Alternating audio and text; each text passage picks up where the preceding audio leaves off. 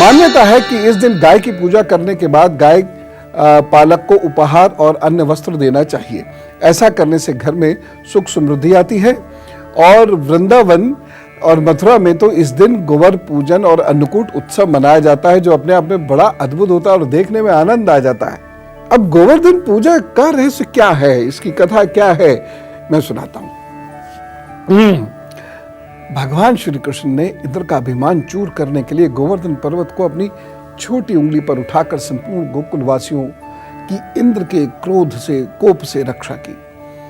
इंद्र के अभिमान को चूर करने के बाद श्री कृष्ण जी ने कहा था कि कार्तिक शुक्ल प्रतिपदा के दिन 56 भोग बनाकर गोवर्धन पर्वत की पूजा करें। गोवर्धन पर्वत से गोकुल वासियों को पशुओं के लिए चारा मिलता है। गोवर्धन पर्वत बादलों को रोककर वर्षा करवाता है, जिससे कृषि उन्नत होती है। इसलिए गोवर्धन की पूजा की जानी चाहिए। पौराणिक कथा के अनुसार ब्रज के लोग इस दिन गोवर्धन पर्वत की पूजा करते हैं। गाय बैल को इस दिन स्नान कराकर उन्हें रंग लगाया जाता है और उनके गले में नई रस्सी डाली जाती है, घंटी बांधी जाती है। गाय और बैलों को गुड़ खिलाया जाता है, चावल खिलाया जाता है। गुड़ और चावल इनफैक्ट गाय बैल को मिलाकर खिलाना चाहिए। लेकिन इस कथा के पीछे जो मर्म है वो मैं आपको बताना चाहता हूं। भगवान अपनी संतानों को हमेशा कुछ संदेश देते हैं। उसकी संतानें उनकी बहुत सारी पूजा तो करते हैं, पाठ भी करते हैं, घंटी भी खूब बजाते हैं और बहुत सारे ऐसे कार्य करते हैं, वस्त्र आदि पहनाते हैं।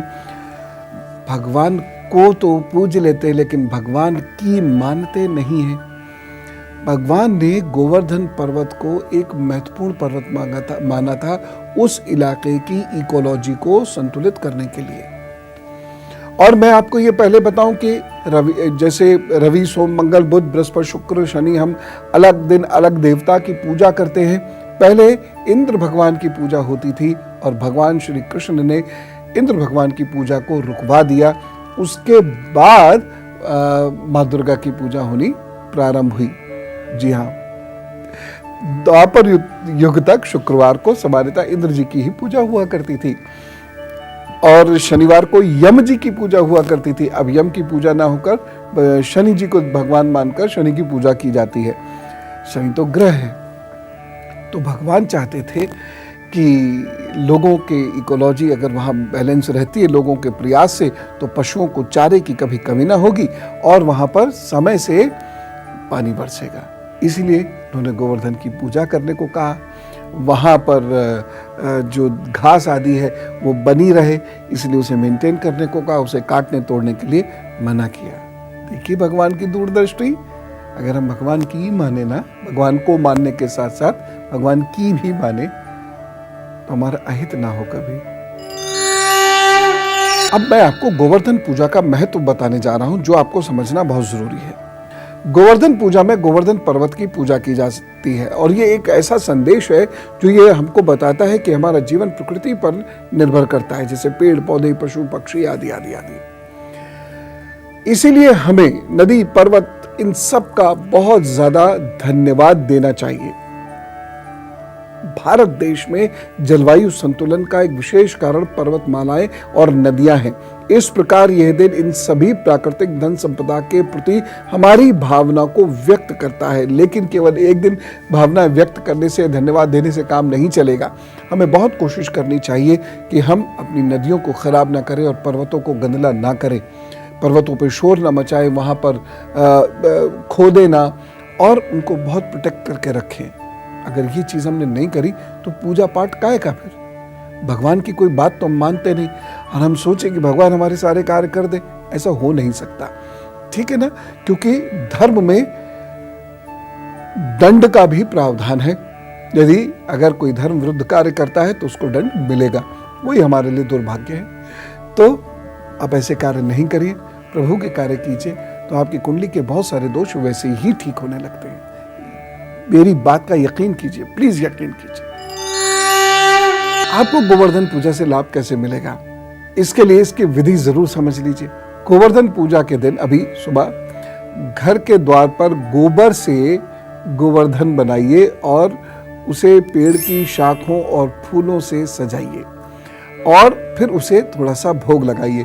यह हम कृष्ण की बात मान रहे हैं, अपने कन्हैया की बात मान रहे हैं, अपने भगवान श्री कृष्ण योगेश्वर श्री कृष्ण की बात मान रहे हैं और उनको ये प्रतीक चिन्ह के रूप में ये क्रिया करके दिखा रहे हैं कि भगवान जो तुमने हमसे द्वापर में कहा था, हम कलयुग में भी उसको मानते हैं।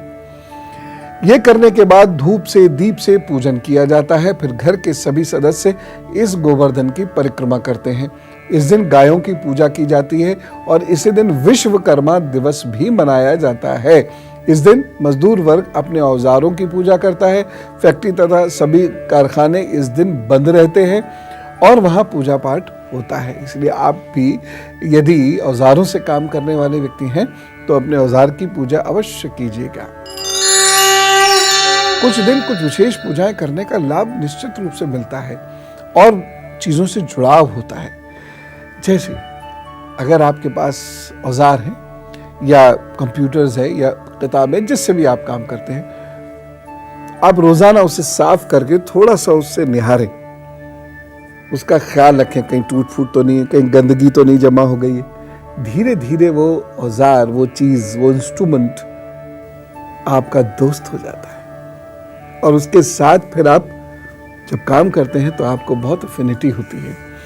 दरअसल हम भावनाओं से कहीं बहुत दूर चले गए हैं, मशीनों में शायद बहुत ज़्यादा उलझ गए हैं, निंदाओं में बहुत उलझ के रह गए हैं, आत्मविश्वास खो रहे हैं। इसी का नतीजा है कि बीमार भी हो रहे हैं, डिप्रेशन भी महसूस करने लगे। गोवर्धन की पूजा को अन्नकूट की पूजा भी कहते हैं। इस दिन गेहूं, चावल जैसे अनाज और बेसन से बनी कढ़ी और पत्ते वाली सब्जियों से बने भोजन को पकाया जाता है और अन्नकूट में ऋतु संबंधी जो भी आजकल ऋतु चल रही है, इसमें अन्न, फल, सब्जियों और फलों का प्रसाद बनाया जाता है और भगवान कृष्ण को अर्पित किया जाता है। गोवर्धन पूजा में भगवान कृष्ण के साथ धरती पर अन्न उपजाने में मदद करने वाले सभी देवों जैसे इंद्र, अग्नि, वृक्ष और जल देवता की भी आराधना की जाती है। गोवर्धन पूजा में इंद्र की पूजा इसलिए होती है क्योंकि अभिमान चूर होने के बाद इंद्र ने श्री कृष्ण से क्षमा मांगी थी और श्री कृष्ण ने आशीर्वाद स्वरूप गोवर्धन पूजा में इंद्र की पूजा को भी मान्यता दी थी। आप इसके लिए ऐसा भी कर सकते हैं कि आप पंचदेव और उनको छोटे छोटे गोबर की गोली बनाकर उस पर कौड़ी रखकर वह बना लीजिएगा और सभी अन्य थोड़े थोड़े 2-2, 3-3 दाने हर एक के सामने रखते चले जाइएगा। गोबर से ही ये बनाइएगा। गोबर क्यों? क्योंकि गोबर में लक्ष्मी का वास माना जाता है। गोबर से ही सारी पूजा होती है। गोबर और गोमूत्र व्यक्ति के कैंसर को रोकता है, बैक्टीरियल डिसऑर्डर्स को रोक देता है, घर में बैक्टीरिया को निस्तेज कर देता है। गोबर और गोमूत्र का तो क्या कहना।